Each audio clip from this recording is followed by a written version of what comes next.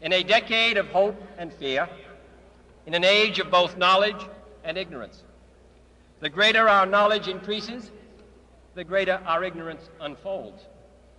Despite the striking fact that most of the scientists that the world has ever known are alive and working today, despite the fact that this nation's own scientific manpower is doubling every 12 years in a rate of growth more than 3 times that of our population as a whole, despite that, the vast stretches of the unknown and the unanswered and the unfinished still far outstrip our collective comprehension. No man can fully grasp how far and how fast we have come. But condense, if you will, the 50,000 years of man's recorded history in a time span of but a half a century. Stated in these terms, we know very little about the first 40 years, except at the end of them, advanced man had learned to use the skins of animals to cover them. Then about 10 years ago, under this standard, man emerged from his caves to construct other kinds of shelter. Only 5 years ago, man learned to write and use a cart with wheels. Christianity began less than 2 years ago. The printing press came this year. And then less than 2 months ago, during this whole 50-year span of human history, the steam engine provided a new source of power. Newton explored the meaning of gravity. Last month, electric lights and telephones and automobiles and airplanes became available. Only last week did we develop penicillin and television and nuclear power. And now, if America's new spacecraft succeeds in reaching Venus, we will have literally reached the stars before midnight tonight. This is a breathtaking pace, and such a pace cannot help but create new ills as it dispels old. New ignorance, new problems, new dangers. Surely the opening vistas of space promise high costs and hardships, as well as high reward. So it is not surprising that some would have us stay where we are a little longer, to rest, to wait. But this city of Houston, this state of Texas, this country of the United States was not built by those who waited and rested and wished to look behind them.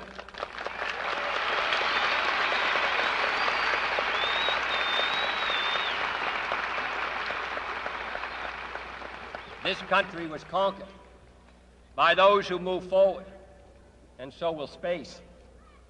William Bradford, speaking in 1630 of the founding of the Plymouth Bay Colony, said that all great and honorable actions are accompanied with great difficulties, and both must be enterprised and overcome with answerable courage.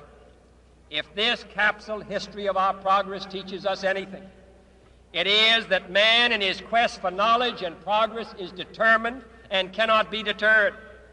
The exploration of space will go ahead, whether we join in it or not.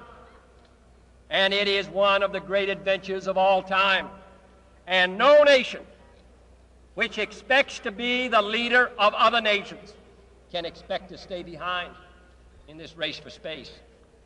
Those who came before us made certain that this country rode the first waves of the Industrial Revolution, the first waves of modern invention, and the first wave of nuclear power.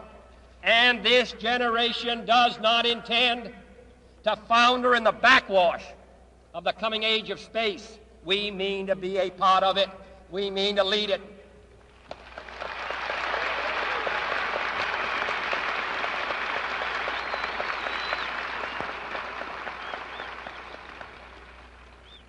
For the eyes of the world now look into space, to the moon, and to the planets beyond. And we have vowed that we shall not see it governed by a hostile flag of conquest, but by a banner of freedom and peace. We have vowed that we shall not see space filled with weapons of mass destruction, but with instruments of knowledge and understanding. Yet the vows of this nation can only be fulfilled if we in this nation are first, and therefore we intend to be first.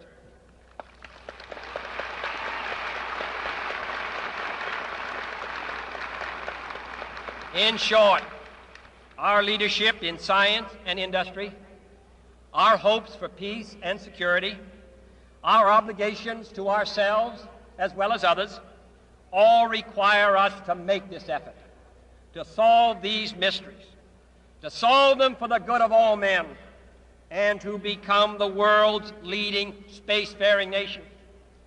We set sail on this new sea because there is new knowledge to be gained and new rights to be won, and they must be won and used for the progress of all people.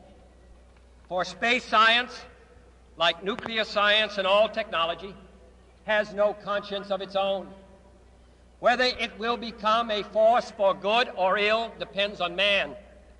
And only if the United States occupies a position of preeminence can we help decide whether this new ocean will be a sea of peace or a new terrifying theater of war. I do not say that we should or will go unprotected against the hostile misuse of space any more than we go unprotected against the hostile use of land or sea. But I do say that space can be explored and mastered without feeding the fires of war, without repeating the mistakes that man has made in extending his writ around this globe of ours. There is no strife, no prejudice, no national conflict in outer space as yet. Its hazards are hostile to us all. Its conquest deserves the best of all mankind, and its opportunity for peaceful cooperation may never come again. But why, some say, the moon? Why choose this as our goal? And they may well ask, why climb the highest mountain? Why, 35 years ago, fly the Atlantic? Why does Rice play Texas? We choose to go to the moon. We choose to go to the moon.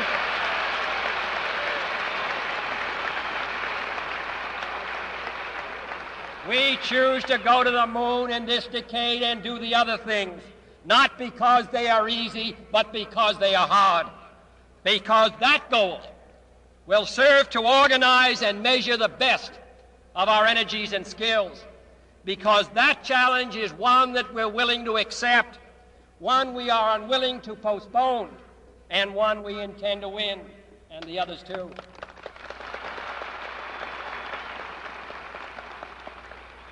It is for these reasons that I regard the decision last year to shift our efforts in space from low to high gear as among the most important decisions that will be made during my incumbency in the office of the presidency.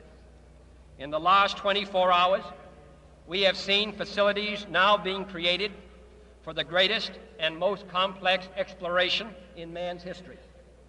We have felt the ground shake and the air shattered by the testing of a Saturn C-1 booster rocket, many times as powerful as the Atlas which launched John Glenn, generating power equivalents to 10,000 automobiles with their accelerator on the floor.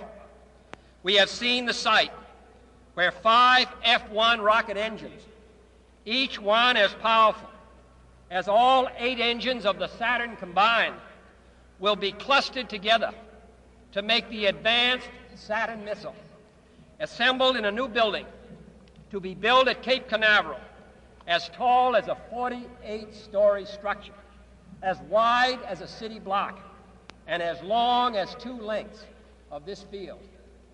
Within these last 19 months, at least 45 satellites have circled the Earth. Some 40 of them were made in the United States of America. and they were far more sophisticated and supplied far more knowledge to the people of the world than those of the Soviet Union. The Mariner spacecraft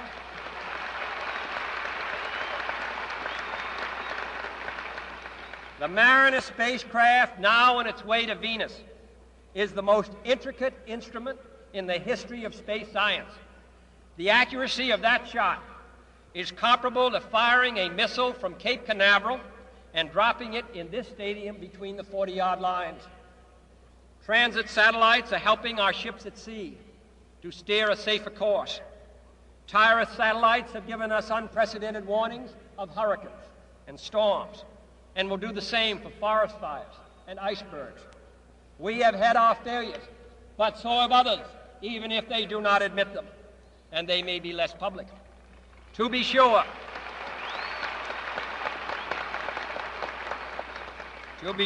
we are behind, and will be behind for some time in manned flight. But we do not intend to stay behind, and in this decade we shall make up and move ahead.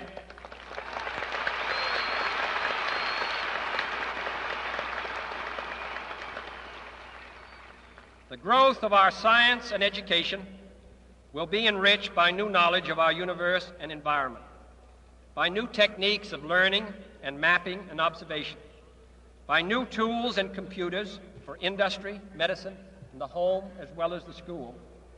Technical institutions such as Rice will reap the harvest of these gains. And finally, the space effort itself, while still in its infancy, has already created a great number of new companies and tens and thousands of new jobs. Space and related industries are generating new demands in investment and skilled personnel, and this city and this state and this region will share greatly in this growth. What was once the furthest outpost on the old frontier of the West will be the furthest outpost on the new frontier of science and space.